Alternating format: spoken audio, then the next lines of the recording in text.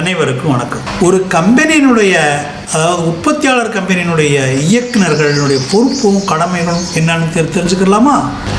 கம்பெனியினுடைய நிர்வாக வடிவமைப்பை தீர்மானிக்கிறது, ஆண்டு பொதுக்குழு கூட்டத்தை தவறாமல் நடத்துறது, ஆண்டு பொதுக்குழு கூட்டத்தில் எடுக்கக்கூடிய தீர்மானங்களை பங்குதாரர்களுடைய ஒப்புதலோடு நிறைவேற்றுறது, 3 வருஷங்களுக்கு ஒரு முறை புதிய இயக்குநர்களை அவையினுடைய ஒப்புதலோட நியமனம் செய்தது. அடுத்தது, தனது பணிகளையும் ஒழுங்காக செய்யாத தலைமை செயல் அலுவலர், இயக்குனர், பணியாளர்களை பதவியிலிருந்து ஒவ்வையின் ஒப்புதலோடு நீக்கிறது. கம்பெனியினுடைய ஆண்டு கணக்கை தணிக்கை செஞ்சு தணிக்கை அறிக்கையை ஆண்டு அறிக்கையும் தொழில் பதிவாளர் அலுவலகத்தில் சமர்ப்பிக்கிறது. கம்பெனியினுடைய தணிக்கை அறிக்கையின்படி லாப பங்குகளை போனஸுகளை தீர்மானிக்கிறது.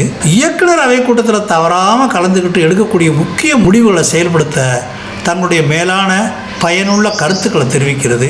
கம்பெனியுடைய சட்ட ஆவணங்கள் மற்றும் கணக்குகளை குறிப்பிட்ட கால இடைவெளியில் பராமரிக்கிறத கண்காணிக்கிறது.